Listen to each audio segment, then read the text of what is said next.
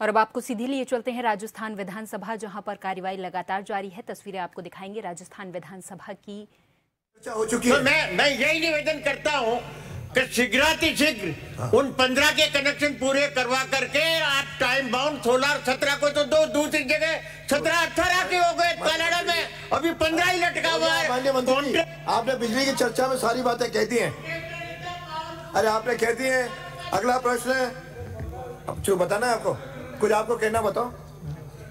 माननीय अध्यक्ष महोदय, जो 2023-2024 से 30/6/2024 तक इनके जो कृषि कनेक्शन हैं वो 1195 कृषि कनेक्शन लंबित हैं और निश्चित रूप से इन लंबित कनेक्शनों के लिए जो कृषि कनेक्शनों के लिए पूर्ववर्ती सरकार ने टर्न के आधार पर जो ठेकेदारों को काम दिए, उन ठेकेदारों ने काम समय पर नहीं किया।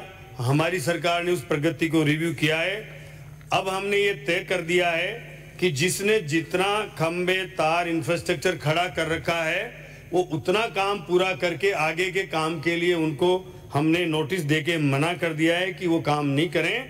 और वो कनेक्शन भी जो आप समस्या बता रहे 16 तक के नहीं, जो ट्रांसफार्मर नहीं दे पा रहा है, अगर वो अभी नहीं देता है तो हमारा विभाग उनको वो ट्रांसफार्मर देगा और बाकी आगे के कनेक्शनों को हम विभागीय आधार पर CLRC के आधार पर जारी करेंगे। अगला प्रश्न है देवेंद्र जोशी। प्रश्न संख्या 380। माननीय अध्यक्ष महोदय, मेरे को उत्तर मिल गया है।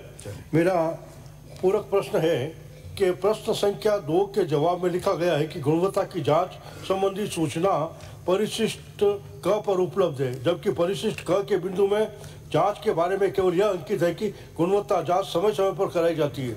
यह अधिकारियों द्वारा मेरे प्रश्न की अवहेलना की गई है।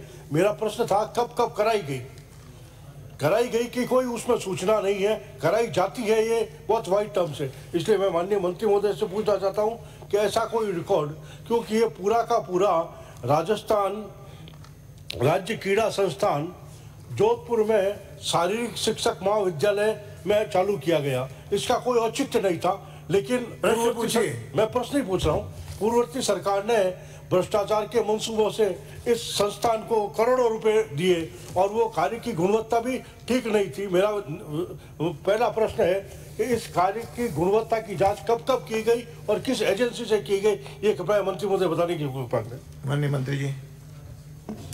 अध्यक्ष महोदय, राज्य क्रीड़ा संस्थान जोधपुर के अंदर राजकीय शारीरिक शिक्षा महाविद्यालय के अंदर परिसर में चल रही है। 2023 के अंदर इसको स्थापित करा गया था और अभी तक तकरीबन 61 करोड़ रुपए इसके ऊपर खर्च हुए और काफ़ी क्योंकि पिछले साल ही इसको शुरू करा गया था, काम अभी चल रहा है, कुछ कार्य पूरे हो गए हैं, कुछ कार्य अभी भी चल रहे हैं। जिस भी एजेंसी को ये कॉन्ट्रैक्ट दिया जाता है, उस एजेंसी की डिज़ाइन और आर्किटेक्ट्स हैं वो इसकी निरीक्षण करते हैं लगातार, और बनने के बाद भी जब पूरा हो जाता है तो उसके बाद में भी इसका निरीक्षण होता है। क्योंकि हाल ही में हुआ है, इस वजह से ये लिखा गया है कि जब इसके ऊपर कंस्ट्रक्शन होता है तब तक इसके ऊपर जिस एजेंसी की जिम्मेदारी होती है वो जांच करती है। माननीय सदस्य का जो दूसरा प्रश्न है, और इस खबर पर हमारे साथ जयपुर से हमारे संवाददाता दशरथ सिंह फोन लाइन पर जुड़ गए हैं। दशरथ, विधानसभा में जनहित के मुद्दों की गूंज आज भी सुनाई दे रही है।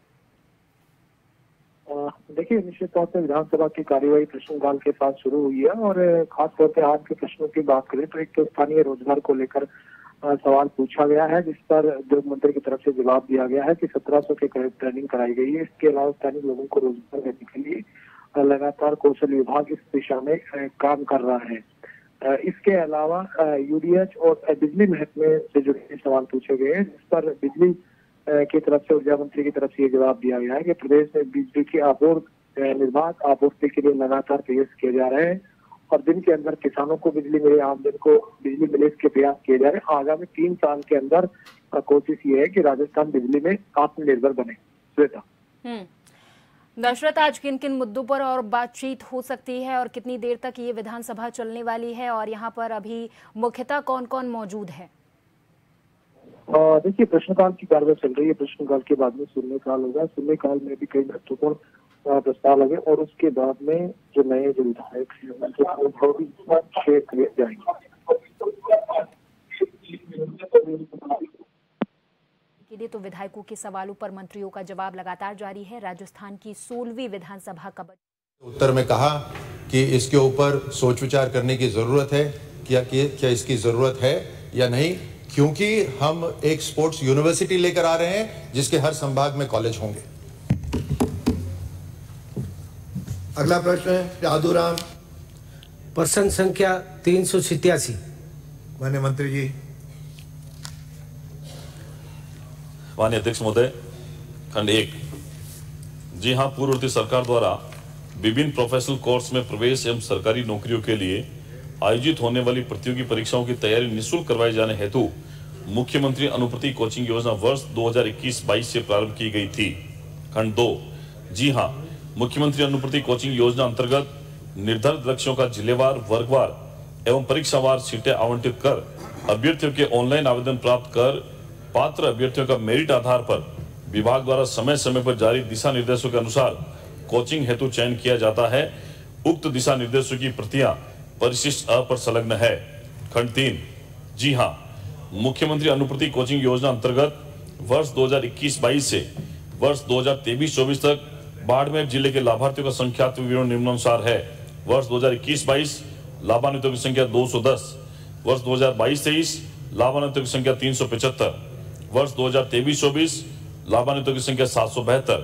कुल अभी तक बाड़मेर जिले में 1357 लोगों को इस योजना से लाभान्वित किया गया। माननीय सदस्य। माननीय अध्यक्ष महोदय, आपके माध्यम से मंत्री महोदय से पूछना चाहूँगा, क्या सरकार निःशुल्क अनुप्रति कोचिंग योजना को आगे भी सतत जारी रखने का विचार रखती है?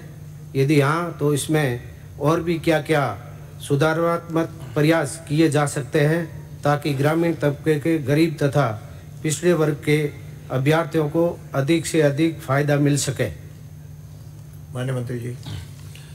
माननीय अध्यक्ष महोदय, ये सही है कि पूर्व सरकार द्वारा प्रथम बार वर्ष 2021-22 में मुख्यमंत्री अनुप्रति कोचिंग योजना को लागू किया गया। पहली बार इसमें 10,000 स्टूडेंट के लिए आरक्षित की गई थी। जब 2022-23 आया तो उसमें संशोधन करके 15,000 विद्यार्थियों के लिए इसको लागू किया गया। वर्ष 2023-24 में जब इस योजना को लाभ अधिकतम लोगों को मिलने लगा तो सरकार ने इसकी संख्या बढ़ाकर 30,000 कर दिया। और जब ये सरकार ने योजना लागू की, विद्यार्थियों में अच्छा मैसेज भी गया और 30,000 के बदले में पिछले साल तक लगभग 20 से 22,000 के करीब स्टूडेंट इस कोचिंग योजना के अंदर लाभान्वित हो रहे थे। मैं माननीय सदस्यों को यह आश्वस्त करना चाहता हूं कि सरकार ऐसी किसी योजना को बंद करने का विचार नहीं रखती जो राजस्थान की जनता के छात्रों के हित में है। निश्चित ही हमारी सरकार मुख्यमंत्री अनुप्रति योजना को और अधिक बेहतर तरीके से लाने के लिए और जो आरक्षित वर्ग के जिसके बारे में आपने बताया है उनको भी अधिक लाभ देने के लिए इस योजना के अंदर और संशोधित करने का प्रयास कर रही है ताकि लोगों को इसका अधिकतम लाभ मिल सके। माननीय अध्यक्ष महोदय, क्या आर्थिक रूप से पिछड़े तथा असक्षम अभ्यर्थी जो बड़े शहरों में रहकर अपना खर्चा नहीं उठा सकते, उनके लिए विशेष आर्थिक सहयोग प्रदान